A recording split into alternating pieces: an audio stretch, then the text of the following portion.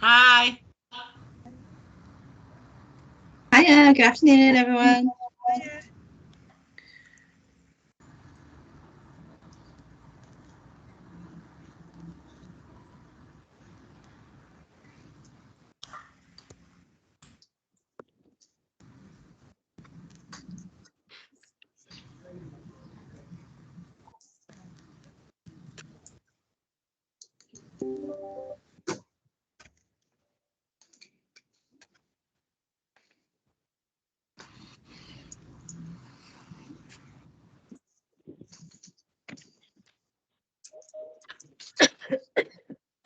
Okay, I'm aware it's 2 o'clock, but we're still admitting people to the meeting. So we'll just give it another couple of minutes and then we'll make a start.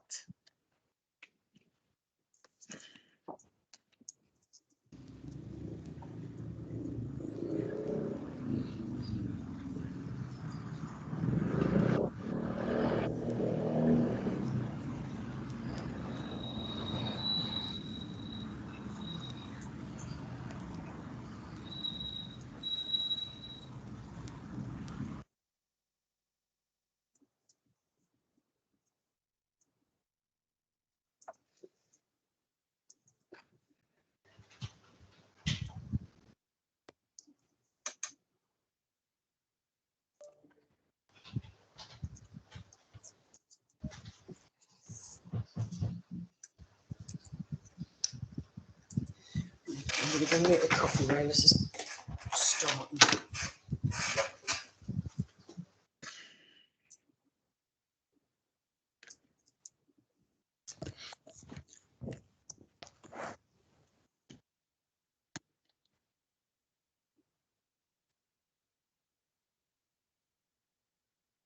Okay, I think we've managed to admit everybody from the lobby, so we'll make a start. Good afternoon. I'm really delighted to be doing this joint session with Stephen Evans from the Learning and Work Institute. Whilst I'm delighted to do the session, I'm sure that along with many people in the sector, I was very disappointed when we had the budget and spending review last week that we didn't get more information around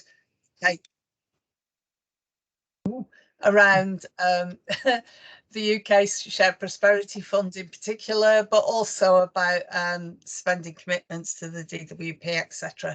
I think when that was put in the context that we still didn't have the results of the UK Community Renewal Fund announced, it all felt like a great unknown out there. But I'm really pleased that we can now see the successful bids for the Community Renewal Fund. And I think that during the meeting, one of the team will share those in the chat, should you have not seen them already. So I suspect the winners have known for some time, but those of us who are just looking at the big picture and trying to see what's happening where, it's been quite long awaited. So, as people know, ERSA has been working on UK Shared Prosperity since, I think, since the day Brexit was first announced. Where I sit here, I've been packing up my office, and last night I found one of those wonderful silver plaques saying this project is funded by the European Social Fund, and I threw it in the box to take with me because I felt that one day this will be a bit of an archive document. Anyway, I'll hand over to Stephen, who's going to give us his take on the budget spending review, and then we will open up to questions and discussion. And I'll just close with a little bit of what next from ERSA. Okay, so Steve, it's lovely seeing people's faces. So I'm not going to ask people to turn off cameras, even though I've got very dodgy internet today. Yes, let's keep them open and see how we get on. Liz is back. Hiya. All right, over to you, Stephen. Great, thanks, Elizabeth. And I'll resist the urge to go on a mini rant about the CRF, a sort of ridiculous timeline done badly. So yeah, I was going to try and tell the story of the spending review and the budget in 8 slides and not go on for too long. So challenge number 1 is to try and work out how to share this set of slides. And no, I am going to. I can see the chat. Well, do you know what? Test me later. I might not resist. I've got too many things to rant about. So working out a few details, it tells me here, which is how I feel about life. Right. OK. Can people see some slides? Yes, I can see a nod and a thumbs up. Yes, Brilliant. we can. Thank you. Excellent. Right. So 8 slides. Let's have a go. So first of all, good news on the unemployment front. So this is the OBR's forecast for unemployment. You can see the green line at the bottom is what they thought was going to happen before the pandemic. The yellow line shows what they thought back in March. So expecting this big tick up sort of around about now and early next year post the end of the furlough scheme. And then you can see the blue line, which is the latest forecast published last week. So, I mean, if you think back to the start of the pandemic, the idea that unemployment would peak at about 5%, we'd all have taken that, I think. So the plan for jobs, I think, has been a success, particularly the furlough scheme and all the excellent work of all the employment support providers and provision and practitioners that we got on this call as well. You can see the OBR is still expecting a little bit of an uptick to come post the end of furlough.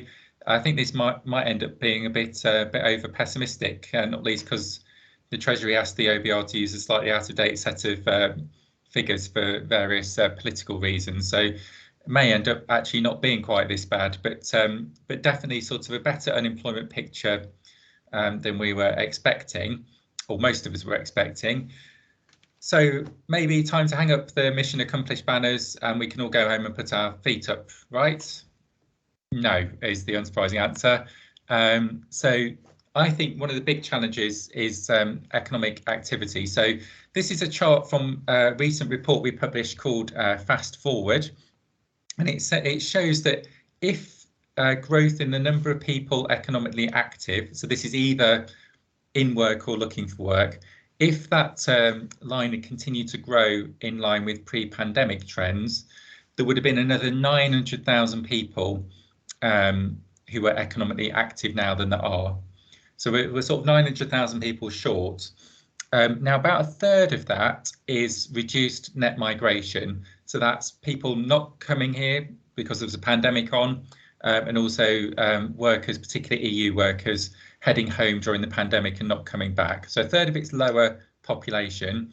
The other 2/3 is a reduction in the activity rate. So more people not looking out of work but not looking for work. So whilst unemployment is about survey measure of unemployment is about 1.6 million, I think it is. There's roughly the same again who are economically inactive but say they want a job. So one of the big challenges, I think, is how do we bring people back into the labour market, particularly those with health problems and disabilities and caring responsibilities.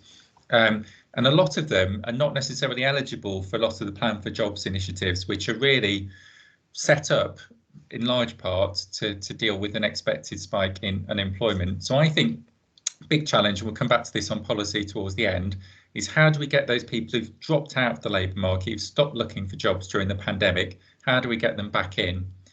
So there's lots of, I was in a sort of, did a sort of radio discussion thing a couple of weeks ago about whether the 1 million vacancies we've got, is this great news because the economy's just sort of going off massive growth, everything's perfect, or are vacancies high because employers can't fill their vacancies? And it's a bit of both, I suppose, but I think there is this big challenge about how do we get people back into the labour market. And then bad news, so this is the OBR's projections for average earnings. So if you believe the media, you'd think everyone's getting sort of massive pay rises, pay's gone off the charts, Bank of England's going to have to step in and raise interest rates to get this all under control. Well, this chart suggests otherwise. And bear in mind that the green line, which was the pre-pandemic forecast, that was pretty rubbish by historic terms, but now looks pretty good compared to what is actually expected to happen. So there's clearly some pay spikes in some areas, and if you're a HGV driver, for example, you know, there are some areas like that that are spiking up, but overall average pay is not growing very fast, and is not expected to catch up to its pre-pandemic path, which was in itself rubbish by historic standards. So that kind of plays into the living crisis point, which again we'll come back to in terms of policy, but also links to this chart, which is productivity, so the amount that every worker produces per hour. And it's the same story as pay, basically. So the green line was the pre-pandemic trend, that was rubbish by historic standards. Everything's gone wrong since 2008, basically, on that line. But now we're expected to get back towards the same rate of growth, but at a lower level.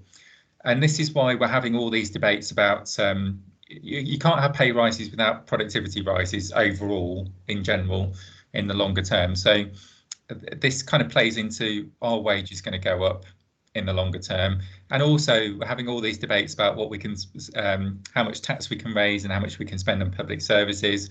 Unless you grow the economy, you're divvying up a pie of a fixed size, and we need a bigger pie, basically.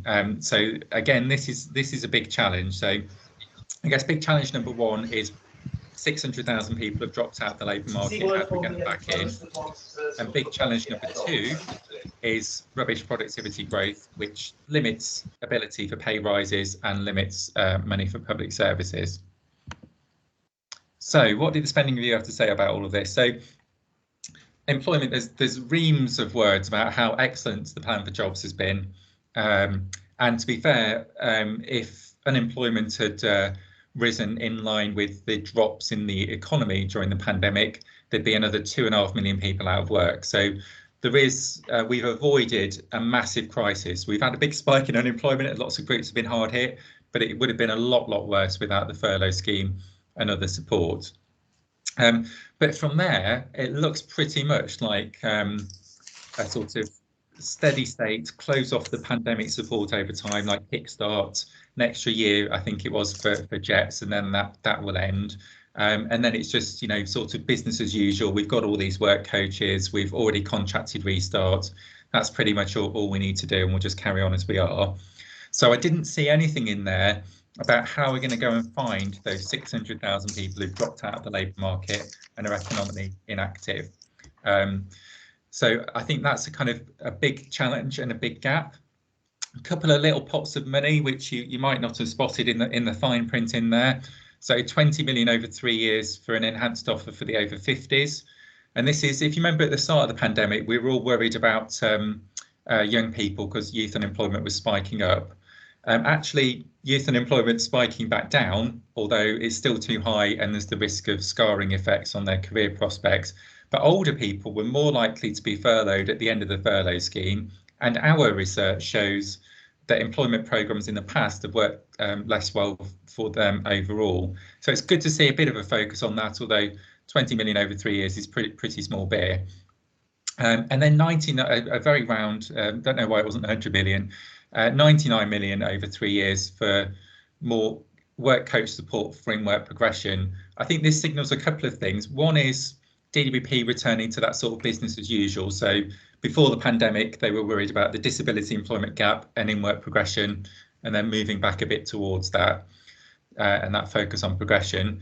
But second of all, they're very much coming at it from the point of view of what can work coaches and Job Centre Plus do, rather than what's a broader strategy that brings together employment support, regeneration, growth support, skills support. So I think there's a bit of work, in my view, for us to do to get a broader view about all of that.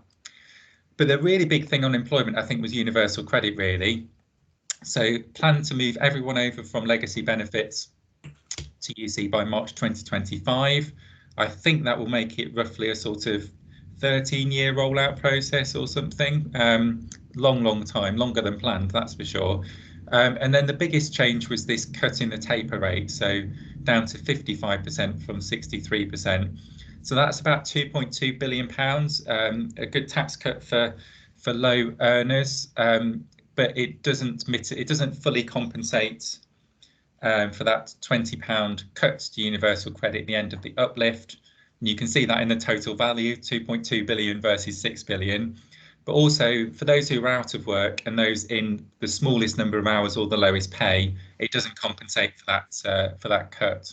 So I think it's something like, if you're on about 15,000 plus or something like that as household income, it makes up for the £20 uplift being ended. Anything below that, it doesn't.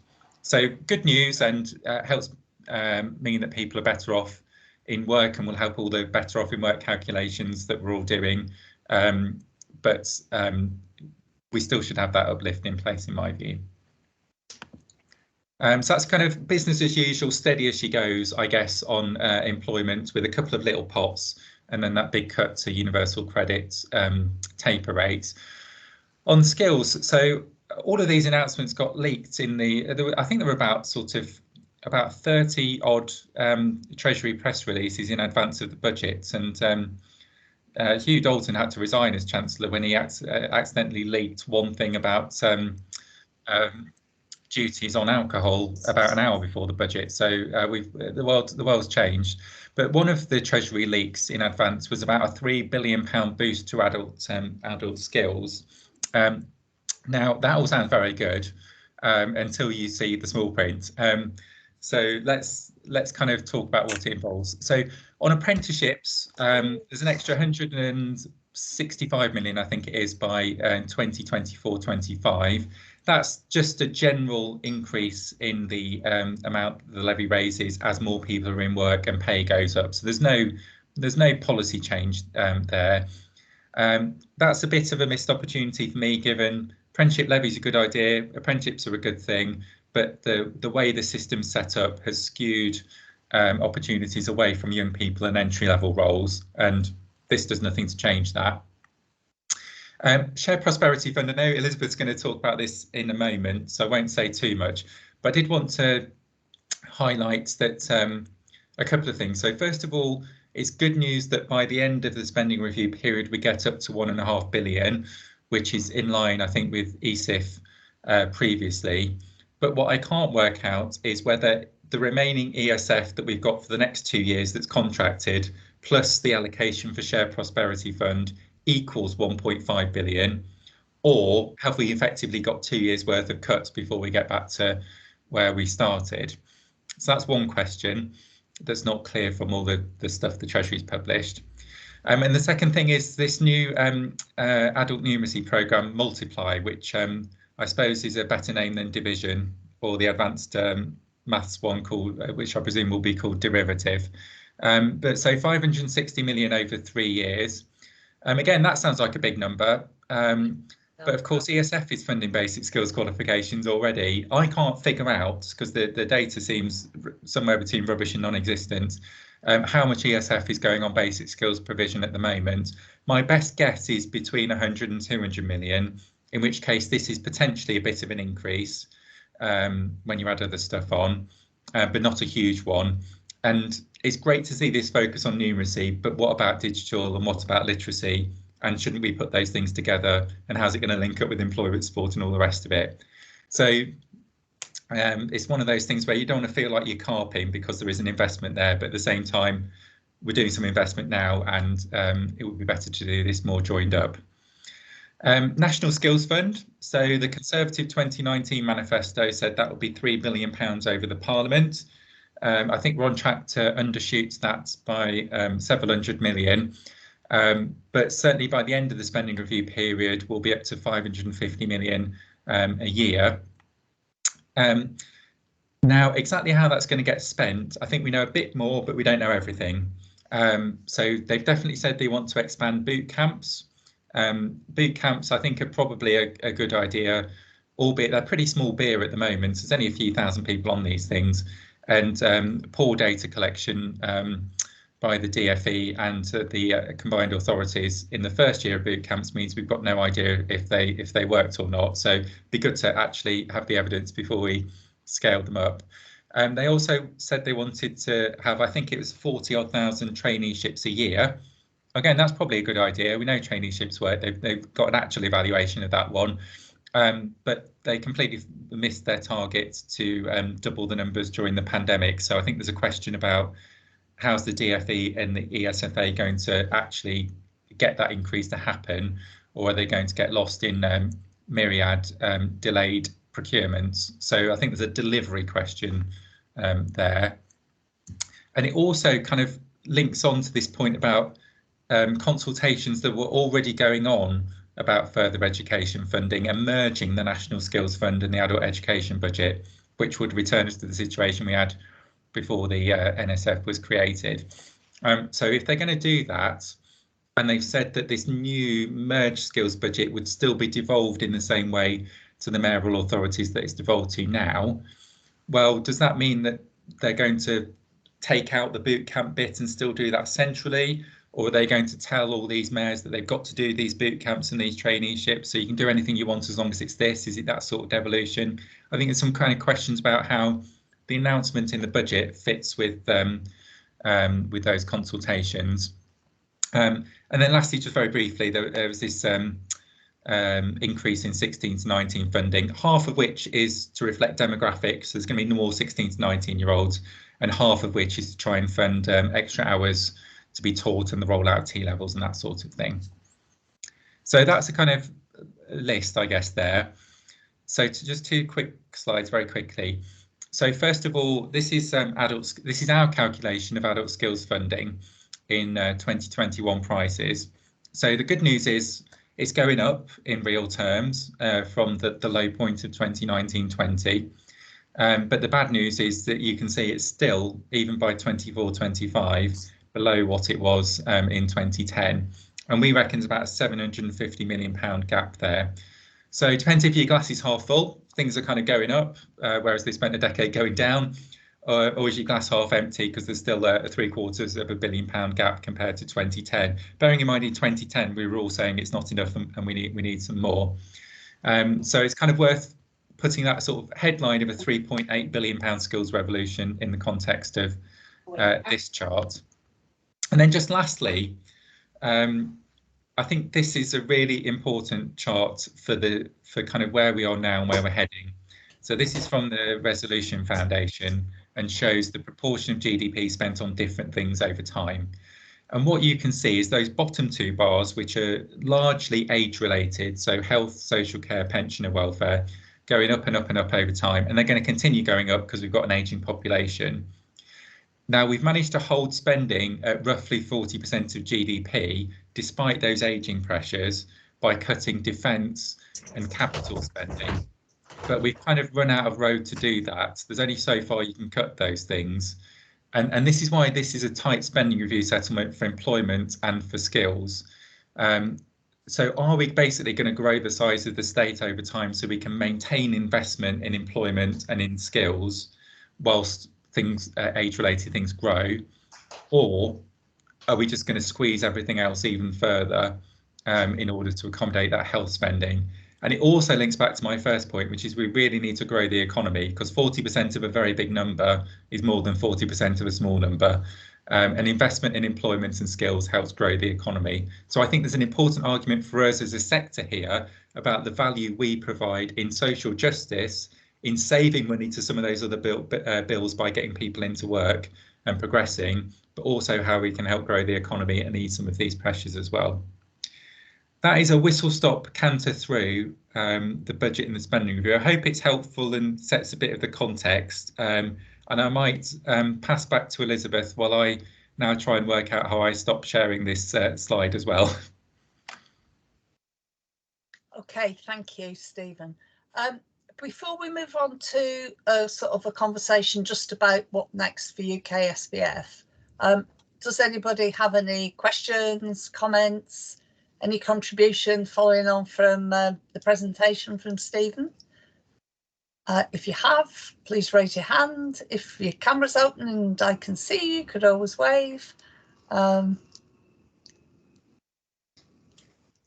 So.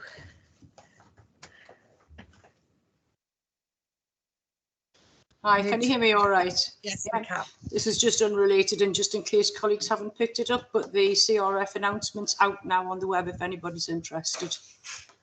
Yeah, I think it's in the chat. Oh, is it? Well. Sorry, I hadn't seen that. Apologies. That's all right. So, yeah. Gavin. I'm just interested. Hi, Stephen. Thanks for your presentation. I'm just interested in, you mentioned about the youth development budget, apprenticeships being great and all the rest of it. And then there's the cut for younger people in entry roles. Can Can you expand on a bit about that? Yeah, absolutely. So, I mean, the number of apprenticeships for young people went from low before the levy was introduced to very low after it, to very, very low during the pandemic. And I think that one of the concerns we have is that the way the levy system's set up, employer-led employers will make their choices. For the last 100 years, employers' choices have been more to invest more in existing employees, and particularly at managerial levels and with higher levels of qualifications. So you're 4 times more likely to get training at work if you've got a degree than if you've got no qualifications. And I would argue part of the purpose of public policy is to narrow some of those inequalities. Otherwise, I don't know why we've got the levy, and we should just let employers do what they want without sort of taking money from them and then giving it back in a different form. So I would say you need more incentives for apprenticeships for young people, because they've just plummeted and gone off a cliff from a low level to start with. I think just the second thing I'd say as well is just how complicated everything is. So, I mean, it's kind of it's a struggle for me to keep up with the list of initiatives for young people and for adults, and it's kind of my job to do that. So I worry about the confusion of initiatives, and actually this is why we argued, along with many others as well, for an opportunity guarantee for young people of making sure every young person got a job, training place or apprenticeship offer, and that they got what they need rather than what happens to be on offer from the bit of the system they come in contact with. And also that we have a joined up plan to go and find young people as well who are not engaged with the system. There are 5,000 16 and 17-year-olds in England who are NEET. The status of half of them is recorded as unknown, and 5,000 is a small enough number that we could probably go and knock on their doors and try and find out what's going on with most of them. But we're not doing it, and we haven't got a joined up approach, and we've got too much fragmentation. So I think there's 2 things. One is the incentive in the apprenticeship system, and then the second thing is about the join up and coherence of the system as a whole. That makes a lot of sense, because a lot of these, a percentile of 25% exist or are neurodiverse, only 2% of which are employment, and the prison population and the NEETs population are reflective of those who are least neglected or vulnerable in the system. So I think your figures really add up and are really telling, and I think that regards Kickstart program and others could really make a dent in that process going forward in terms of engagement. Yeah. Thank you for that. Thanks, Gavin. Anyone else? Okay, so shall we move on to a conversation about what next for UKSPF?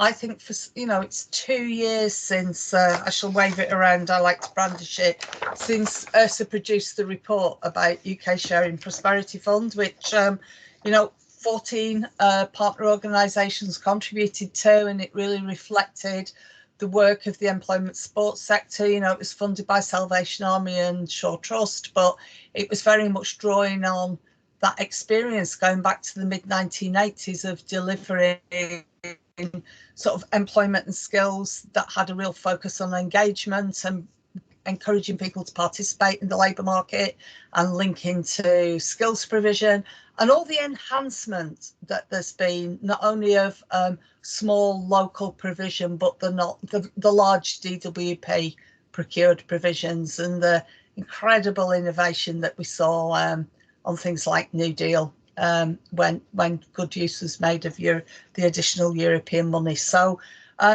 we wrote the Sharing Prosperity Report 2 years ago, almost to the day it was launched. I went to Caxton House, I put it in the hands of Mims Davis. We had very productive conversations, and I feel that nothing happened, and it just keeps getting kicked forwards, doesn't it? And ERSA took 24 organisations to a round table with the DWP policy team, and we sort of reinforced some of the messages in that report, and we talked about the things we've learned from European funded provision and the good things we wanted to carry forward, and all the bad things we wanted to drop. But we tried to make it a really constructive conversation about what comes next. So I feel in terms of the design and what we want to see, we've done that messaging, and we really believed that we would get some real clarity from the spending review, because that date was what was always said to us that we would learn. Now, I think we should take a little bit of hope that whilst there was no big bang UKSPF announcement, we do know that there will be some inclusion in the Levelling Up white paper, but we don't have a date for that yet. However, I'm led to believe that there is some money that will be available that can be spent in 22 to 23 on UKSPF. So, you know, when we look at how long the Community Renewal Fund process has taken, my message is that they need to get their acts together now if we are going to get Shared Prosperity Fund money out through the door. And one of the conversations that ERSA has been having in the last couple of weeks before the spending review and since is that if we no longer have this unemployment crisis, but what we really have is a participation crisis, and we have the 600,000 or 900,000 vacancies that Stephen's referred to, there are many people, many organisations on this call with that track record of reaching out into communities, to engaging people, to building up using European money to do that engagement work, to build the confidence, build the skills, and get people actively involved in the labour market. So the plan for jobs and the quick fixes in the COVID responses of JETS and job finding support and restart, they have all been, you know, they seem to be very effective. However, they are only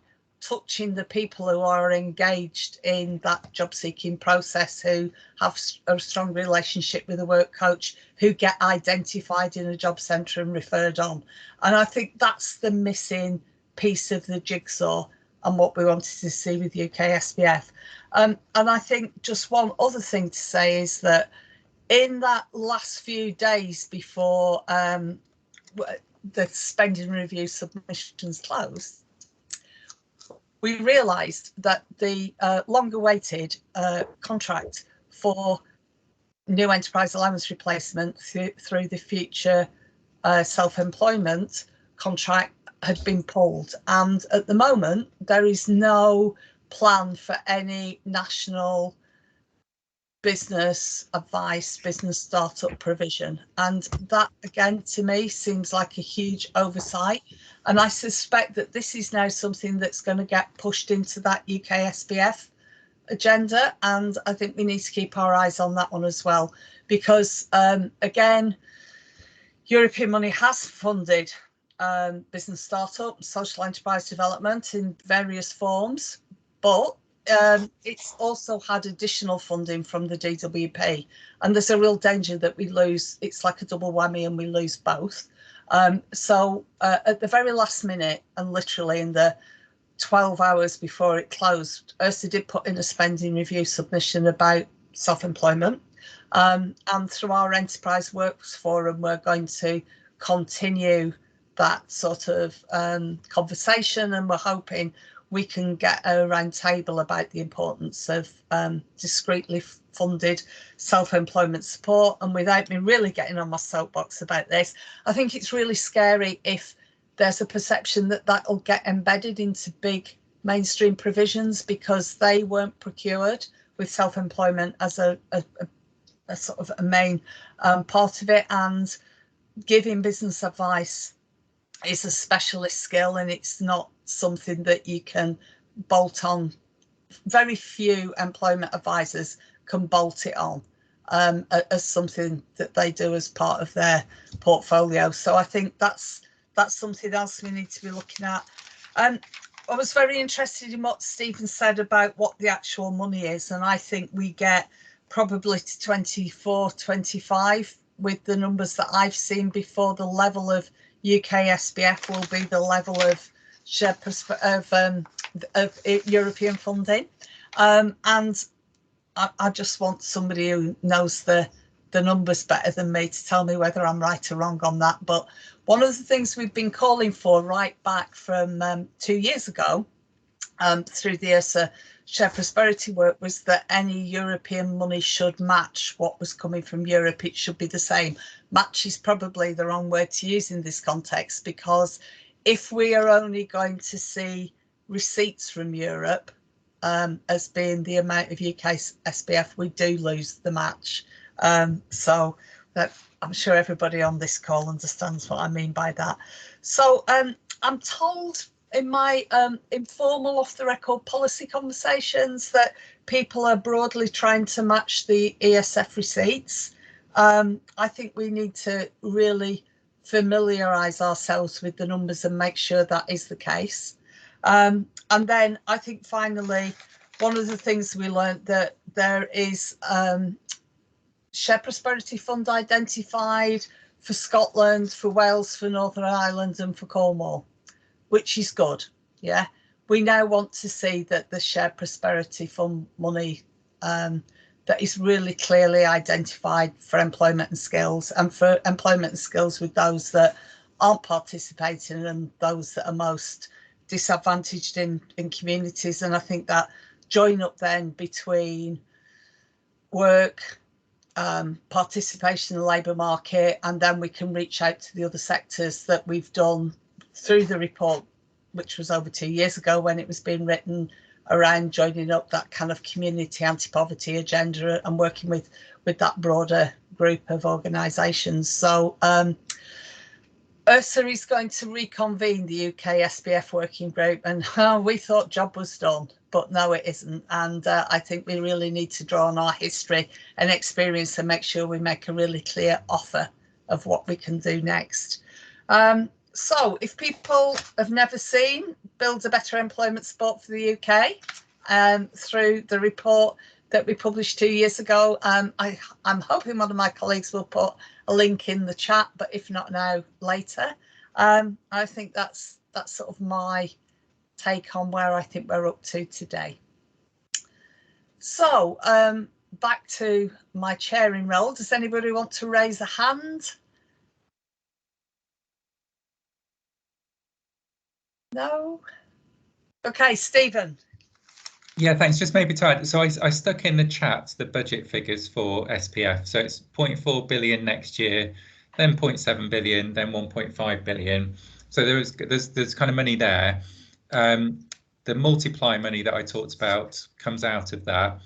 I think there's clearly a shift in how they're doing this as well, because they clearly want to control where the money's going. So it feels like it's kind of everyone sort of bid into central government rather than sort of devolve. So for example, Multiply, this adult numeracy programme, that's UK wide, even though adult skills is devolved to Scotland and Wales. So they're not sort of overwhelmed with joy at this development, if I can put it that way. But it is worth sort of mentioning that. If someone can tell, if anyone knows how much is contracted ESF for the next 2 years, basically it needs to be 1.1 billion next year and 0.8 billion the year after to add up to 1.5 billion in total. So we can FOI this if we have to, but that would tell us whether there's actually a cut or not there. But the other thing I was just going to say, because you mentioned, Elizabeth, levelling up white paper, which we're expecting before the end of the year.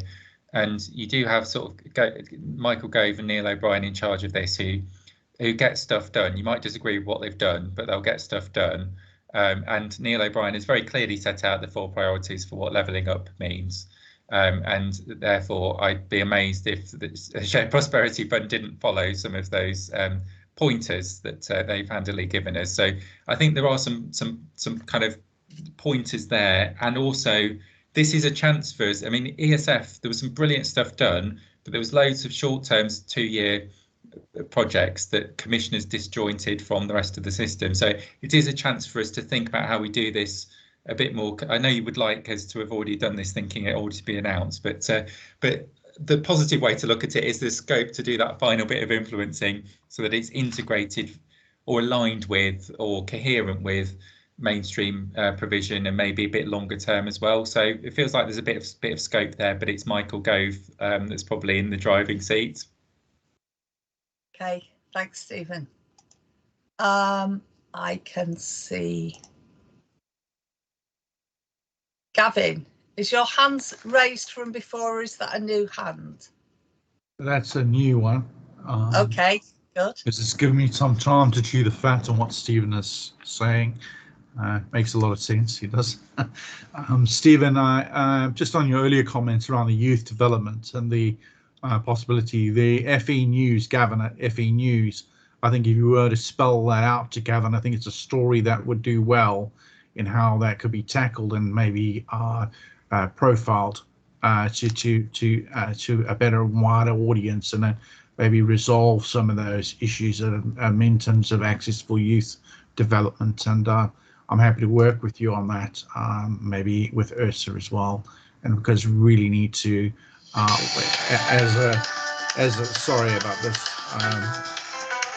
as adults, we have the future of young people in our hands, and that we each give them an opportunity so they don't end up as NEETs. And my research really covers a lot of the neurodiverse component, but I also see a wider community, as you mentioned earlier, with regards to this issue.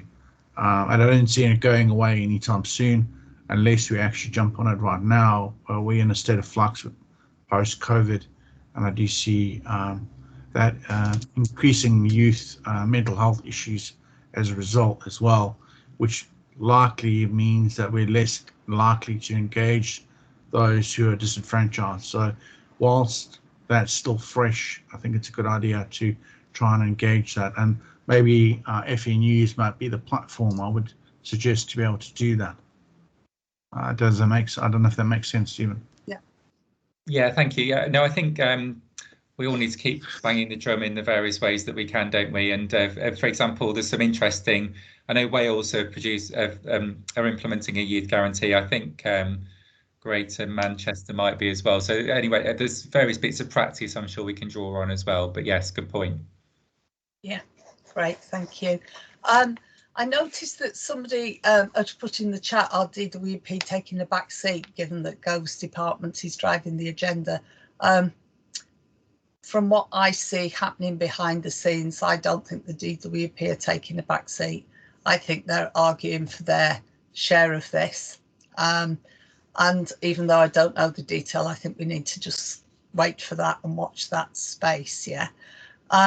So further hands raised. I can see Andrew Archer. Andrew.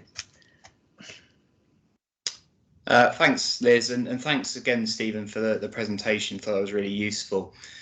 I just wanted to test a couple of bits of thinking, I guess. So I think I've got two questions, and one was around phasing and timing of multiply spending.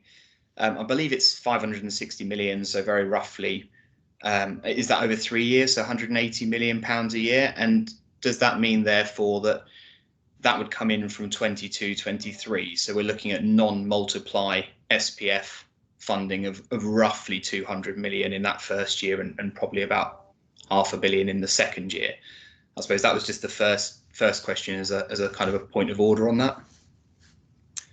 Well, I think the honest answer is we don't know, because the Treasury hasn't published enough detail. But I'd be surprised if it was flat phased. So I'd expect more of that 500 and whatever it was at the back end for things to ramp up. That'd be my guess, but they haven't actually published anything. Okay, thank you. And the second question was the conversation around the economically inactive, and obviously that kind of fits in with a lot of our, I suppose, concerns around future of UKSPF. But I'm just wondering if you've got the numbers, or you give the numbers about how the current levels of economically inactive in the UK sort of fit with historically. So over the last few years, and maybe further back before the latest tranche of ESF funding. Oh, well, now you're testing me. I mean, certainly up to the pandemic, inactivity was trending down. And so that more of the increases in employment were actually coming from reduced inactivity rather than reduced unemployment, because unemployment was already relatively low by historic standards. Some of that increase was coming from the raising of the state pension age. So you've got people who were effectively heading into early retirement who now are staying in work. So you've got some of those shifts on that side of things, as opposed to necessarily being employment support helping people in. So relatively low in general, but different pockets across the country and for different groups as well. And certainly it sort of ticked up a bit in the pandemic, because it was illegal to leave your home for part of the year, and there were fewer job vacancies and people were shit, and all that sort of stuff. So my worry is, once people stop looking for work, unless we go and engage with them, that very quickly becomes entrenched. That's one of the lessons of the 80s, I think. So yeah, relatively low overall, but still there's way much further we can go, and it's ticked up a bit during the pandemic. Okay, that's really helpful. Thank you.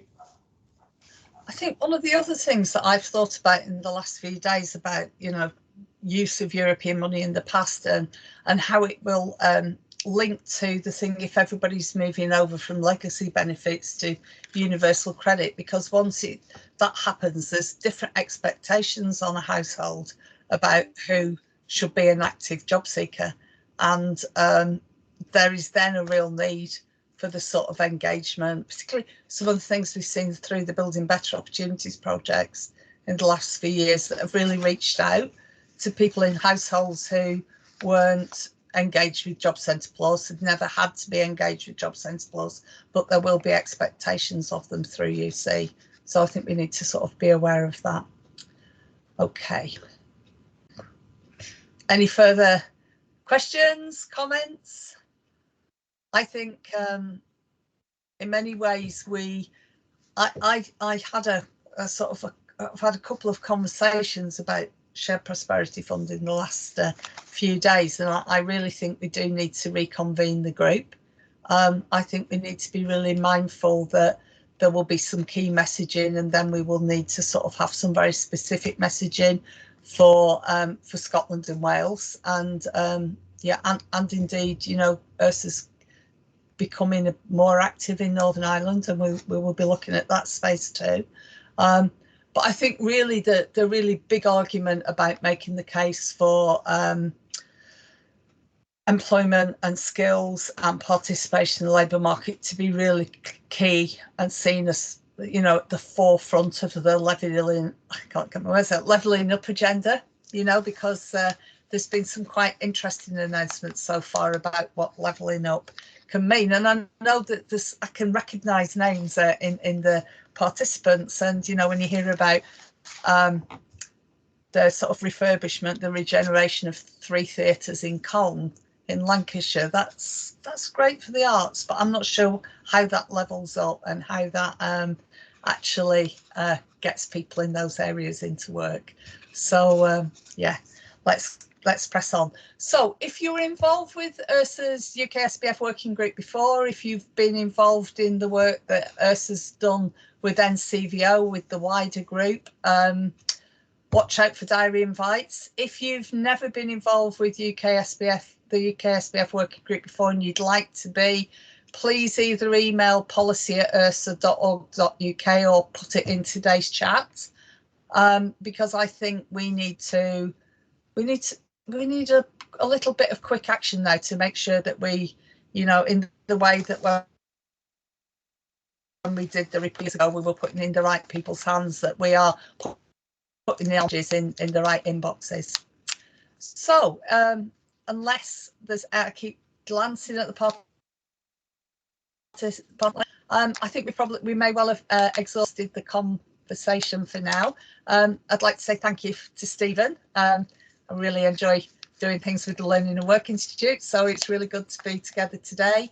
Do you want to say anything in closing, Stephen? Anything else we should have covered, or thoughts from the organisations that are here? Not really. Just I think there's a kind of the queue of people outside Michael Go's office saying my thing is very important for levelling up is sort of it's a socially distanced queue, I'm sure, and therefore even longer.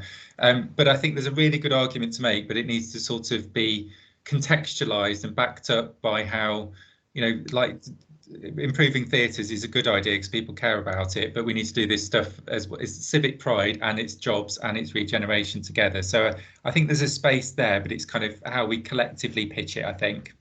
Yeah, absolutely.